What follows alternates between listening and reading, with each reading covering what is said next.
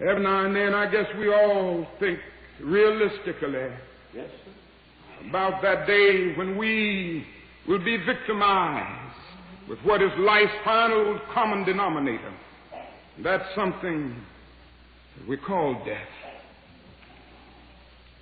We all think about it, and every now and then I think about my own death, and I think about my own funeral, and I don't think of it in a morbid sense.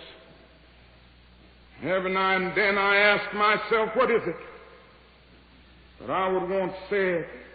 And I leave the word to you this morning. If any of you are around when I have to meet my day, I don't want a long funeral. And if you get somebody to deliver the eulogy, tell them not to talk too long. Every now and then I wonder what I want them to say. Tell them not to mention that I have a Nobel Peace Prize. That isn't important. Tell them not to mention that I have 300 or 400 other awards. That's not important. Tell them not to mention where I went to school. I'd like somebody to mention that day that Martin Luther King Jr. tried to give his life serving others. I'd like for somebody to say that day that Martin Luther King Jr. tried to love somebody. I want you to say that day that I tried to be right on the war question.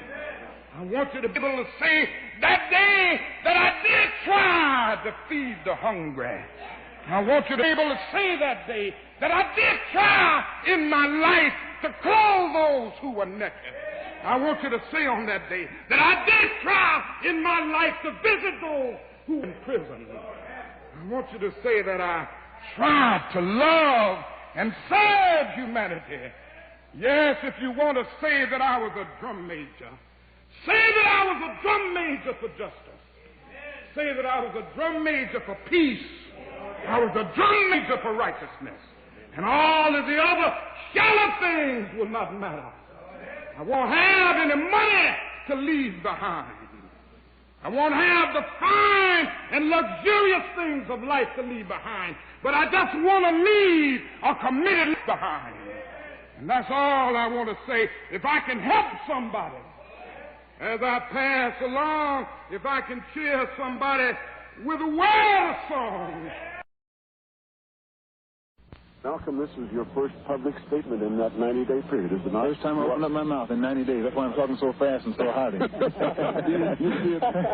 You feel, however, that we're making progress in this country and worldwide? No. I will never say that progress is being made. If you stick a knife in my back 9 inches and pull it out 6 inches, there's no progress. You pull it all the way out, that's not progress. The progress is healing the wound that the blow made.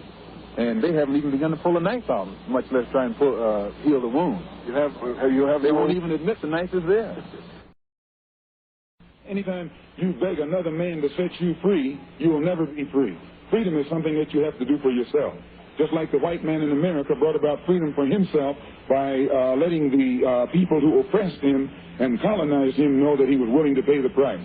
And until the American Negro lets the white man know that we are really ready and willing to pay the price that is necessary for freedom, our people will always be walking around here second-class citizens, or what you call 20th century slaves. What price are you talking about, sir? The price of freedom is death. I think that there's a little piece of him in every single person.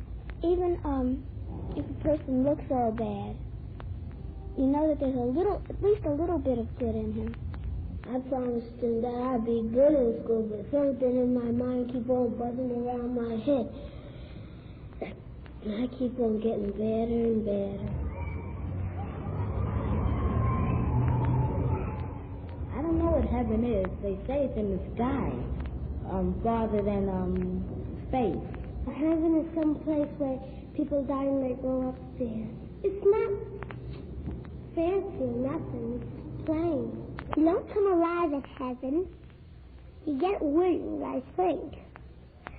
And when you get the wings, you can fly all around. And Eugene says that if you wish something like that, it's in front of you.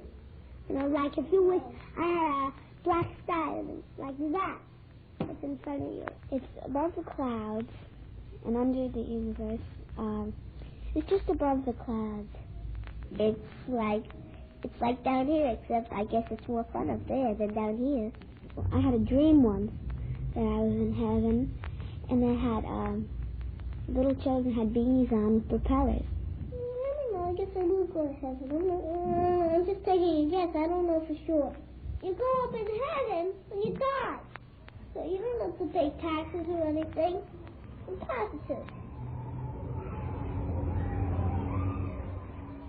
I said different prayers every night. Well, when my uncle died, I said, please, God, take good care of my uncle up there in heaven. Amen. That's what I said last night. I don't know what I'm going to say tonight. Like in school, if I think that I'm going to get a bad mark on my exam, you know, and Mommy and Daddy will get mad at me, so I close my hands and I start praying to God.